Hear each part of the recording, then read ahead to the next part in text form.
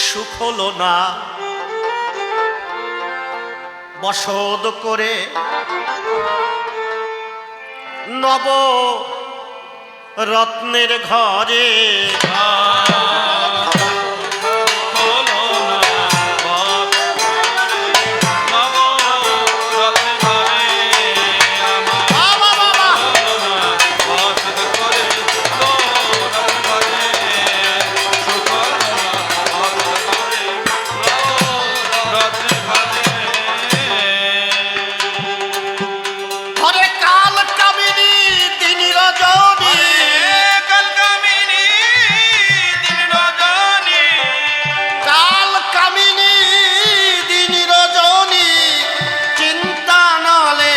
দগ্ধ করে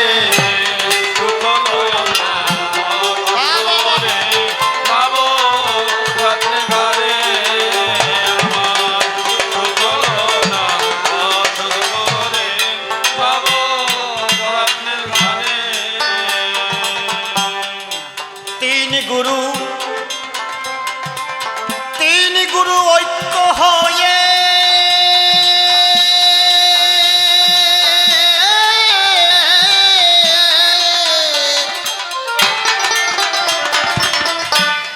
অষ্টাদশ রস মিশায়ে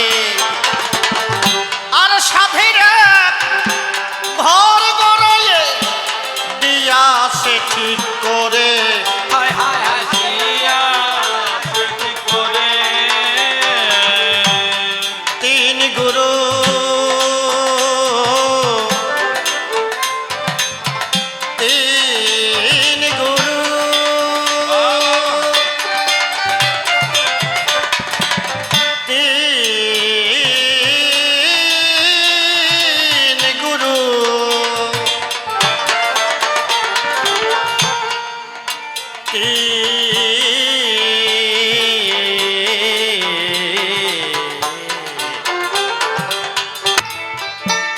তিন গুরু তিন গুরু ঐক্য হয়ে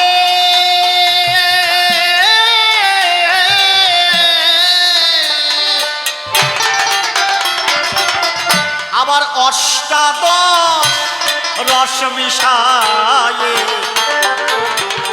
আর সাধের ঘর গড়ায়ে দিয়াছে ঠিক করে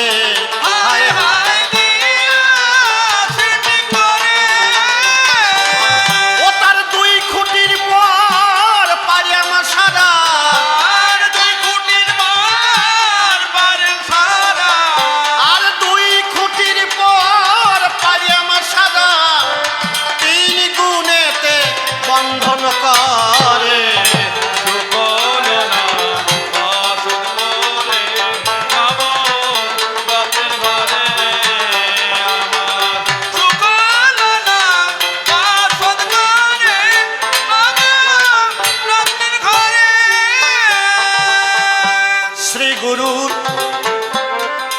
শ্রী গুরুর অপার কীর্তি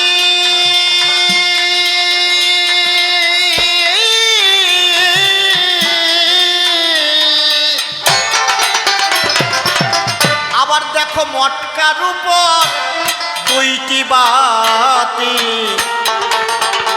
আর জ্বলিতাছে দিবারাতি জগৎ আলো করে হায় হায়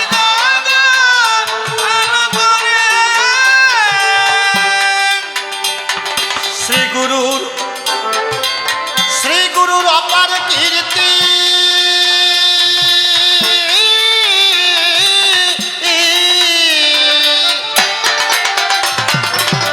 আরে মটকার উপর দুইটি বাতি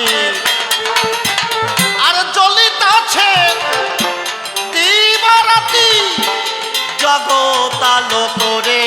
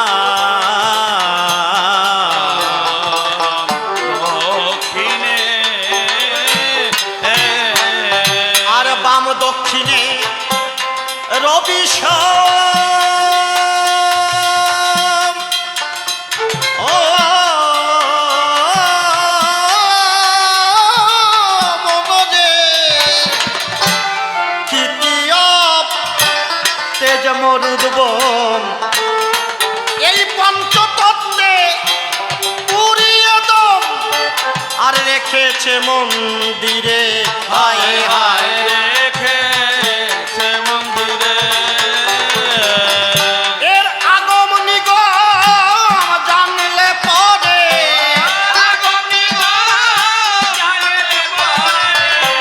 এর আগম নিগম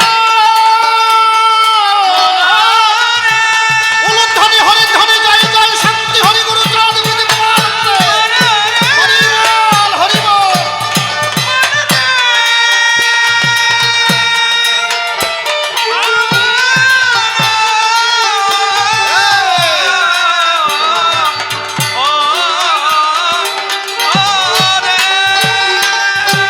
এর আগম নিগম জানলে পরে,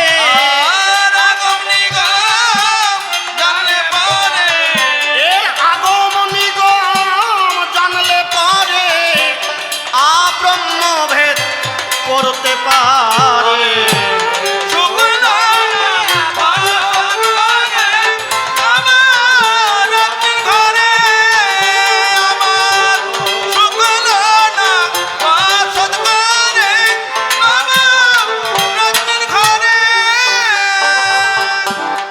সুখ হলো না বসত করে নবরত্নের ঘরে।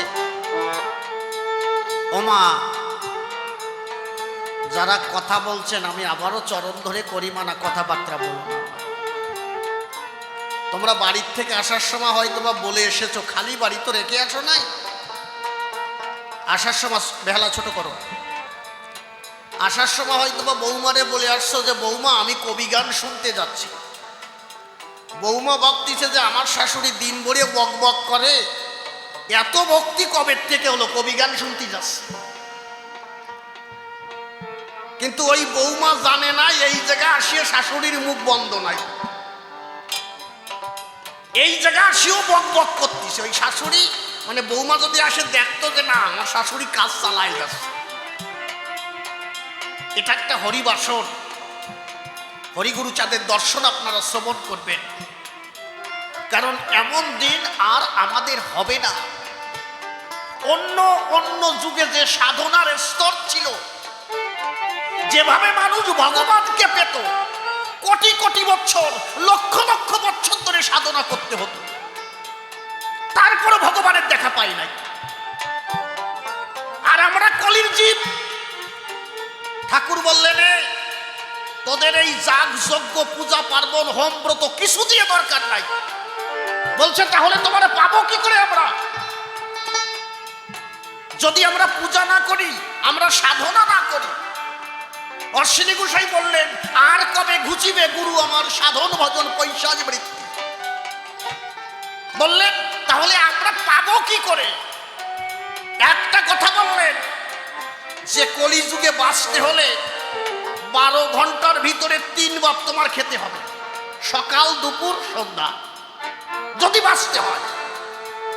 তাই এই 3 টাইম খাবার জোগাড় করবার পরে তুমি সাধনা করবে কোন সময়? এখন আর ওগুলো করার সময় নাই। তখন জীব ডাক দিয়ে কয় তাহলে আমাদের কি হবে পারের উপায়? তখন ঠাকুর ডাক দিয়ে কয় তোদের আর ভয় নাই, হাতে কাজ কর, মুখে নাম কর। মুখে বললে হরি নাই কটারি পার করে জয় জয় হরি গুরু চাঁদ বিধি আনন্দে হরি বল হরি বল হরি বল।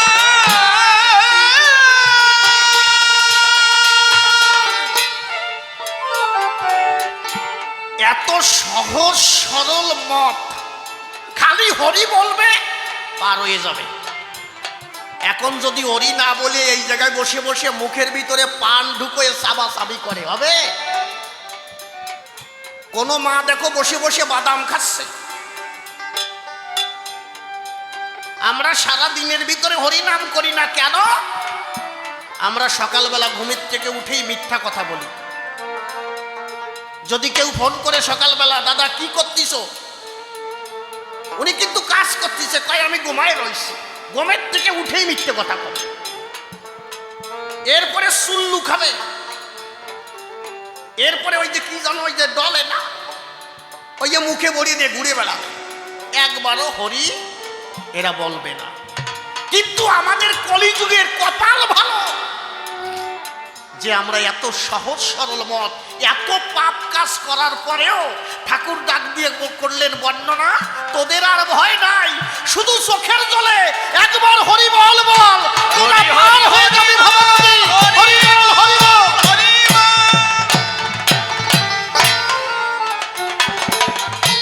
এই জন্য অশ্বিনী গোসাই বললেন, শ্রী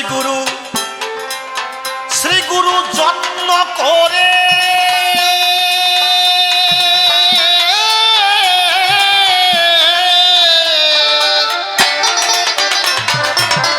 দেখো অমূল্য রত্নপুরে আর রয়েছে এই সাধের ঘরে সাততালার উপরে। হায় হায় সাতালার উপরে এমন অমূল্য ধন থাকতে ঘরে, অমূল্য ধন থাকতে ঘরে, অমূল্য ধন থাকতে ঘরে, তুই ভক্তি রতন কিনলি না রে। সকল না অসুর করে যাব রত্নের ঘরে আমার, সকল না অসুর করে যাব রত্নের ঘরে। আরে ডেকে কয়ে মহানন্দ,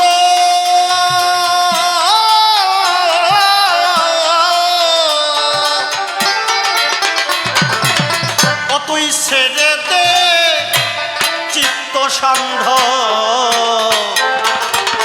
মনস্বিনী তুই অজ্ঞানন্ধ, বলবো কি আর তোরে